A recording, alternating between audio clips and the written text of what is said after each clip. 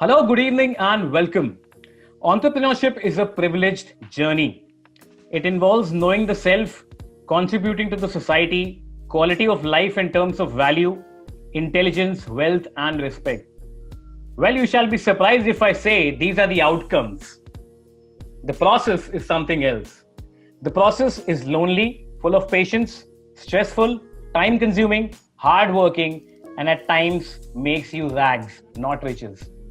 In this episode, we try to talk about the process of entrepreneurship, and this is a series by Business World on entrepreneurship where we talk with the veterans who have dealt with entrepreneurship throughout their lives and are here to teach us. We have with us today Mr. Ashutosh Garg, who is best known as the founder of Guardian Pharmacy. Before starting the company in 2003, Ashutosh had worked for ITC Limited for 17 years, leaving in 95 as a managing director. The company from where he left was based in Singapore, ITC companies. Thereafter, he spent 8 years in the aerospace industry. He nurtured Guardian Pharmacy to become the second largest pharmacy in India. He also brought in GNC as a partner to India. He exited from the company he founded in August 2016. He is a lover of golf as a sport, and he has also written 5 books. The links of the books will be displayed in the comment section. You can go out and check the books written by Mr. Garg. Ashutosh Garg साहेब, नमस्कार. How are you? सत श्री अकाल, कैसे हैं आप? Very nice, thank you. आपने बुलाया, बहुत अच्छा लग रहा है.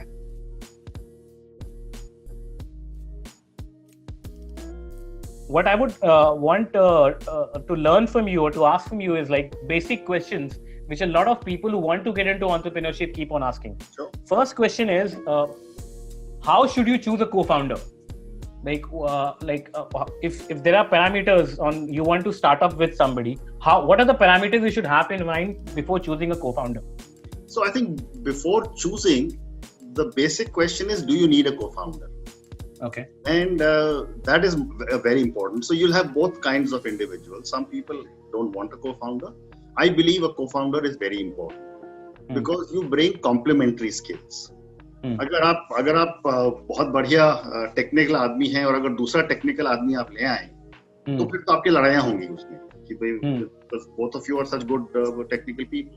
So if the technical people and that individual says, let me get a strong finance or a commercial person with me, now you have complementary skills. So when you decide to go, and one of the big mistakes I have seen a lot of founders and co-founders make is that they say साथ में college में थे, मिलके कुछ कर लेते हैं.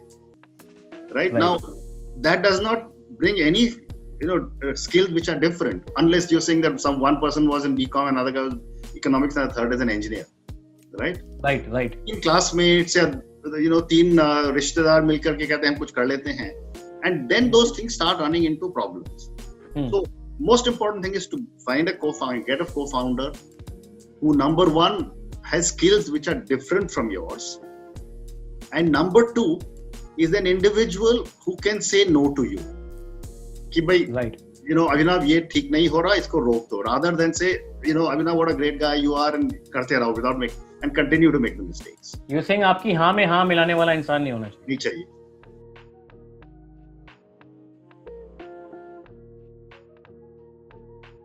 Secondly, should you create, now these are the questions which we have collated from most of the people in the industry. Should you focus on red ocean or should you focus on creating a blue ocean? It's like, should you go ahead. Should you try to enter in the same market where there are a lot of big players, or should you identify a completely new segment and try to be a first mover there as a startup? Yeah, so I've often given a response to these kind of questions. If you have got a great idea, it doesn't matter whether it is a red ocean or a blue ocean, right? Okay. When it's a red ocean and you've got very, very big players, those very big players have a lot of weaknesses. So I'm not at all saying that you go and take someone head on, but you are able to find that in that big company's weakness and you can play on that. That is how disruption happens. That is how disintermediation happens. And that is how the small companies, whether you look at the giants today, they all started because they found some small thing that was missing in the big guys of those days, right? Take the classical example of Amazon, which is one of the world's biggest companies. When Mr. Bezos started, he started selling books. Right. And in those days, companies like Barnes and Noble were the major booksellers in the world. What did he do differently? He just said, I will deliver books from a warehouse, which is a central warehouse in America, but I will deliver it to your home at a better price. Right? Today he had a price differentiator. Price different, but also the ability to get your book sitting at home. Similarly, now people are beginning to find ways and means to disintermediate Amazon. Right. The blue ocean strategy is generally a slightly easier strategy to follow, but a more difficult market to get into. Exactly, because you have to make people aware of a market. Correct. So, आपको blue ocean strategy में सबसे जरूरी क्या है कि आपको अपना product या service को create करना है, उसके बाद आपको market create करनी है, उसके बाद आपको customer को जाकर के convince करना है कि मेरा product आपके लिए ठीक है. The other hand, in the red ocean strategy, and I'll take another example, let's look at Gillette. Gillette till 7, 8, 10 years ago had almost 95-96% of the global market. And they were invincible. So nobody else wanted to manufacture men's grooming products. The last few years, small companies have started and kept chipping away. And today, people have started to see some traction coming from the customers in the same kind of products for men's grooming that the major ones are in. Right. So it depends entirely on the founders, their ideas, but most importantly, their ability to implement.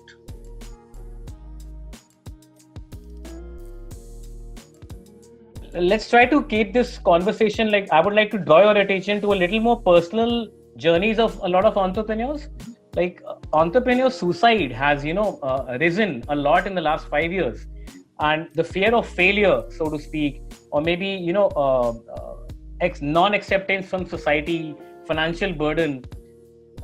The journey is not easy. And of course, you will better understand than I do. How should new age entrepreneurs, and especially the first generation entrepreneurs who are coming from middle class background, a lower middle class background, how should they handle the emotional stress? Because stress today is because of the influence of social media and a lot of things, fear of missing out. There are a lot of things which an entrepreneur goes through in his daily life. How should he balance, or he or she rather, should they balance themselves emotionally? What should they do? Should there be some yoga activity? What should they do? Because I remember one of my friends, he was telling me that he reads Autobiography of a Yogi, the book, every day, because in the end, entrepreneur is a yogi. He needs to let it go of his ego. So what, according to you, should an entrepreneur do to keep his mental health in check? Yeah. So just to tell you, I also read Autobiography of a Yogi quite frequently, but I also listen to a lot of Gita, but that is not the point. I think the point you're asking me is that when you start an entrepreneurial journey, right, it is a stressful journey, right? The first, and going back to our earlier discussion, your first stress buster is your co-founder, right?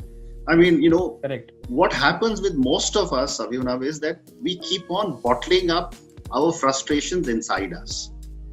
And if we don't have a way to express ourselves, it's like that proverbial bomb, right? Ki phalta jayega, and suddenly it'll explode.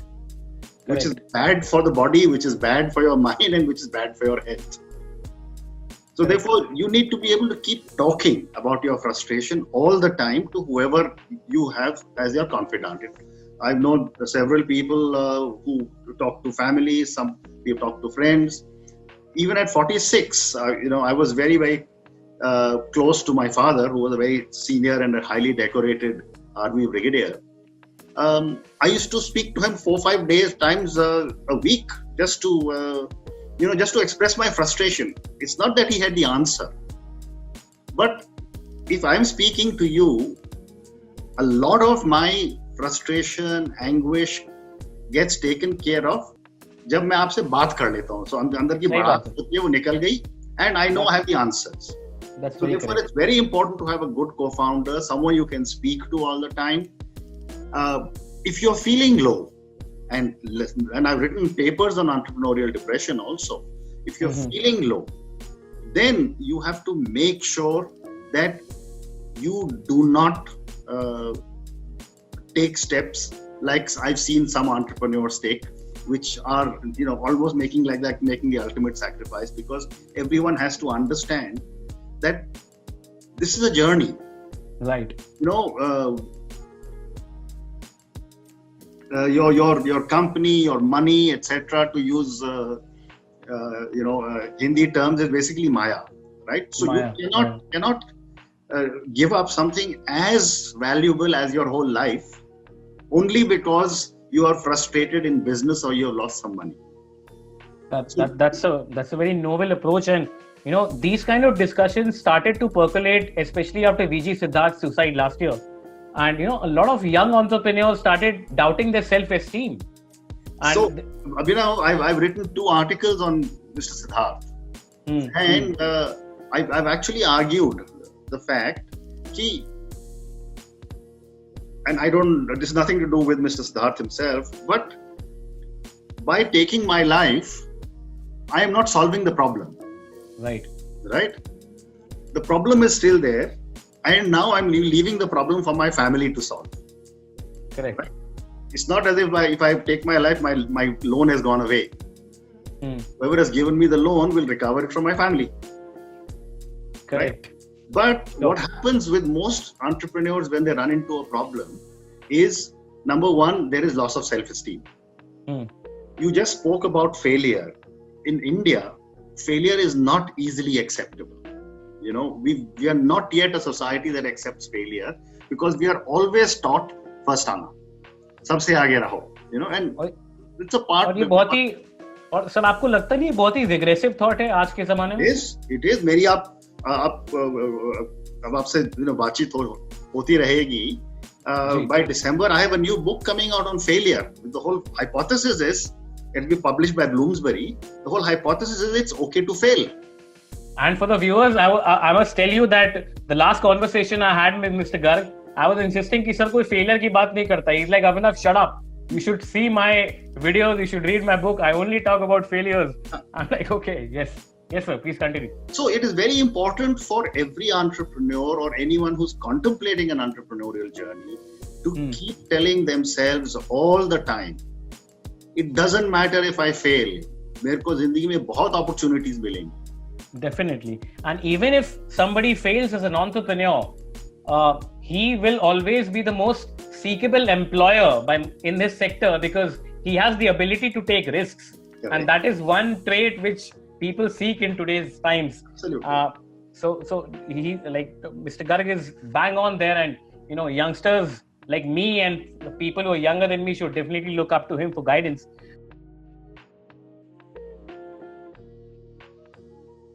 One perennial problem which a lot of people face, especially entrepreneurs in today's day and age, is migration to emotional intelligence.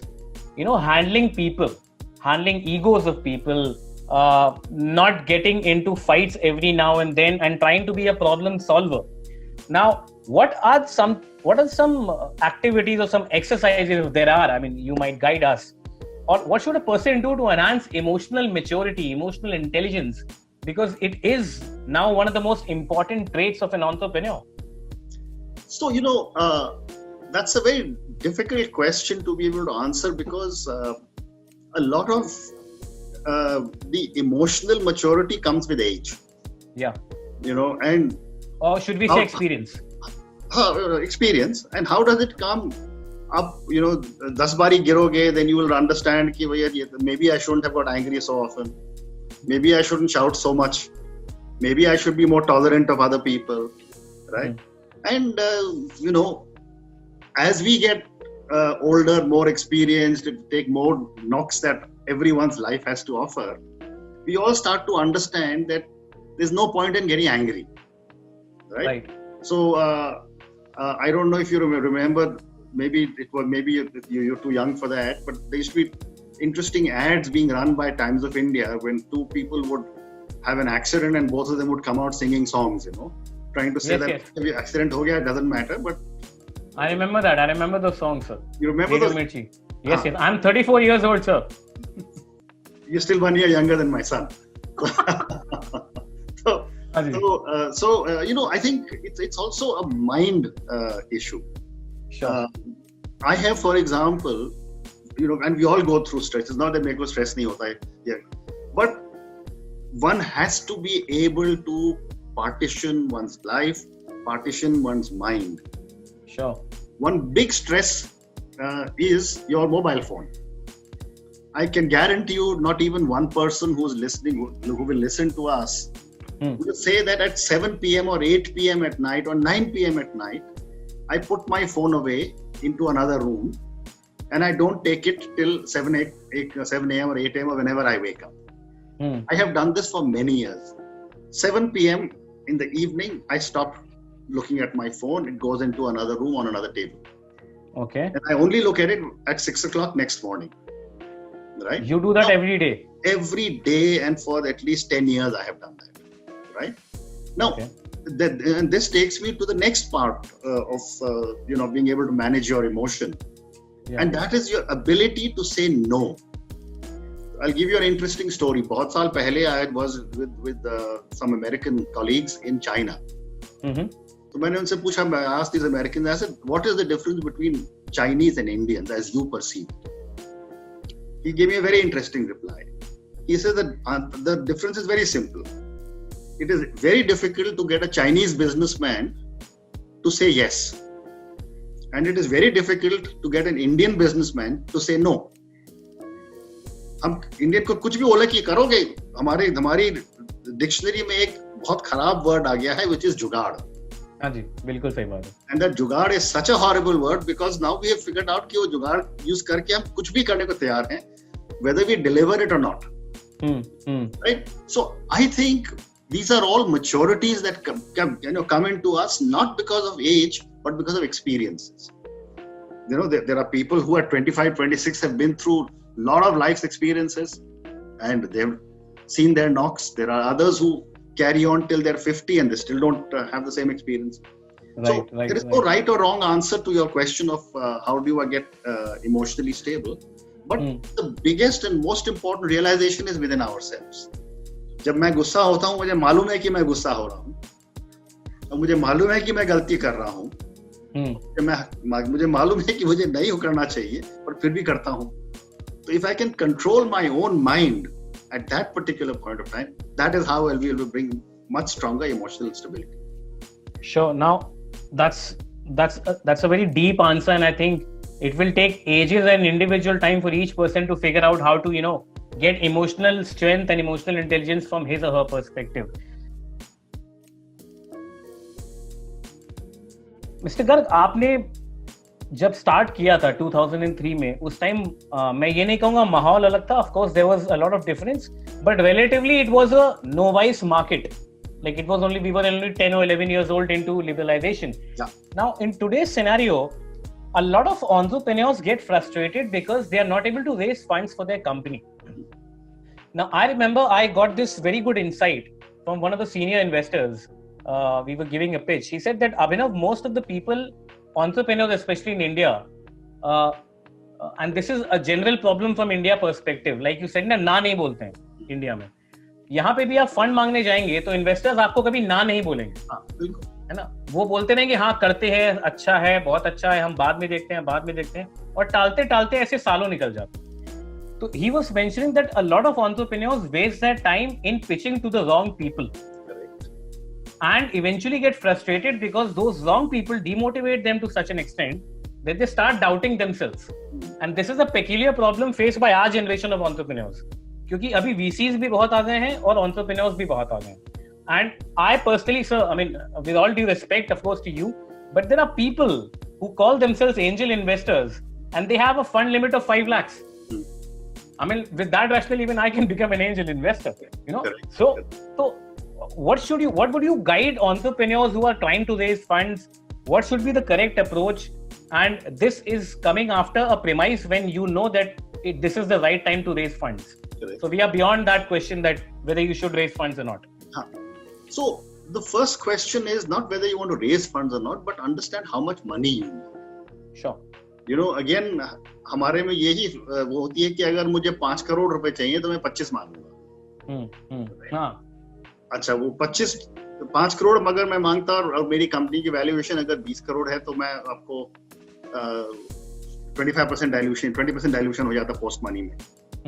But we have all been taught by someone of our friends to say कि 5 मत मांगना, 25 मांगना, और valuation 20 crore नहीं बोलना, 100 करोड़ बोलना, right? Because now, you know, when I raised my round in 2007, 2008 of 70 crores, it was a very large amount of money that I had raised, right? Private equity. But even then, it was a company that was a 140 crore company when I raised the money. अभी मैं आज ही थोड़ी देर पहले किसी लोगों से बात कर रहा था जो टेक्नोलॉजी में है. ओके, हाँ. थोड़ी देर पहले किसी से बात कर रहा था. Young group of people, they not even millennials, they Gen Z people, तो और भी छोटे. मैंने पूछा आपने क्या क्या करा है, तो उन्होंने कहा कि हमारा आइडिया बहुत अच्छा है.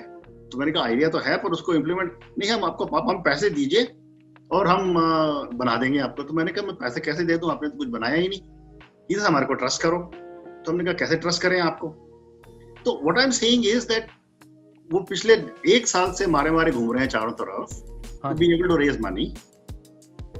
And I was explaining to them, I said, see, I'm not going to make an investment in your company, but as someone who has been through this journey, my only advice to you is become realistic. अगर आप किसी investor के पास जा रहे हो और उसको बोलो कि मैं 3 करोड़ का रेवेन्यू कर रहा हूं, मैंने इतना अचीव कर लिया है, मैं वो 3 करोड़ के रेवेन्यू को मैं 20 करोड़ का वैल्यूएशन मांग रहा हूं, अब मुझे 5 करोड़, तो at least you will get a hearing. अगर आप बोलो कि मेरे तो रेवेन्यू है ही नहीं, मुझे तो मेरा आइडिया बहुत अच्छा है, then you will get the response जो आपने मुझे बोला. Sure. So get realistic. That's most important. And the second part is what all of you have also know is bootstrapping. जितनी देर तक आप खींच सकते हो अपने पैसे से, अपने फैमिली के पैसे से, अपने फ्रेंड्स के पैसे को मिला करके, do it as long as you can, because if you have a good idea and your idea is something which is getting implemented, don't sell out too fast.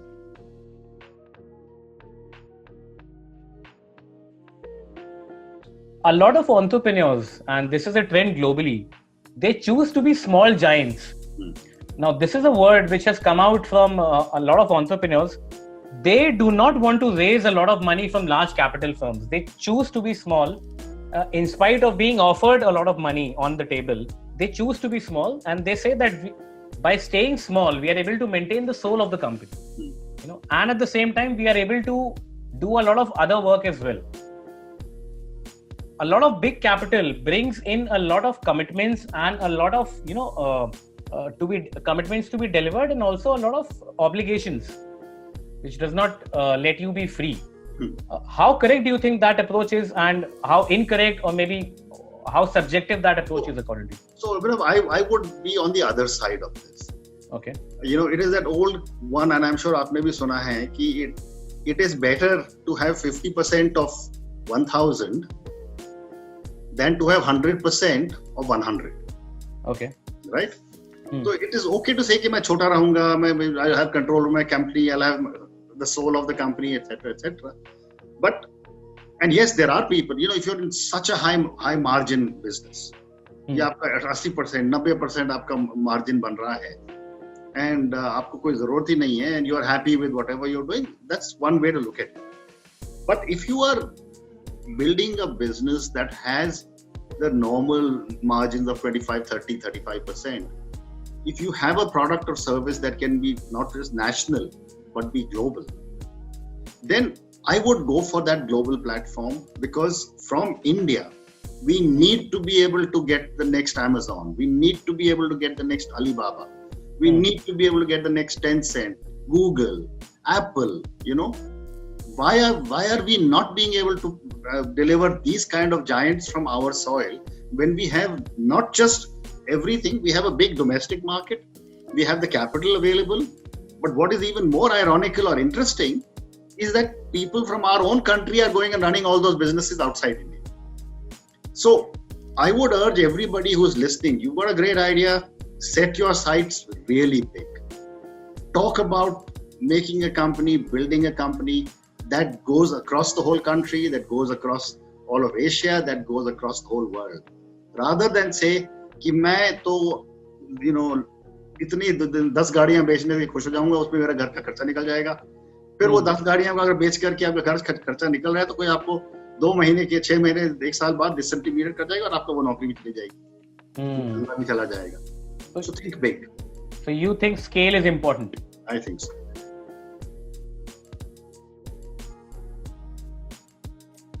What according to you is more important? Is it important for an entrepreneur to have a vision, or is it more important for him to articulate that vision? The ability to articulate that vision is more important.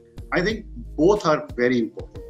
You need. But if I ask you to choose one, you need the vision to be able to reach a stage where you can articulate it. But remember always that it is very important to be able to set the direction, but even more important to be able to implement. So it's implementation is the name of the game for any successful business. But you can only implement if you have the ability to think of where you want to be. So you need to be able to see ahead. But more important is once you have decided where you want to go, it is the implementation. So it's a combination of both what you asked. It's a combination of both. You're the first person who's given me that answer, because most of the people, senior people whom I ask, they choose either of the two. So it's interesting. So Mr. Garg, thank you so much for your time. This was really insightful. We hope a lot of young entrepreneurs learn from people like you and from my ugly face as well. This was very insightful. Thank you so much for your time. We will see you soon. And just for the viewers, Mr. Ashutosh Garg's videos will be very soon on our Business World channel. He runs this YouTube channel called The Brand Called You. Please go and watch it. There are a lot of interesting interviews with a lot of interesting people. And of course, Mr. Ashutosh Garg is the host. So you can expect a lot of intellect on the panel there. Thank you so much. We'll see you next week. Bye-bye.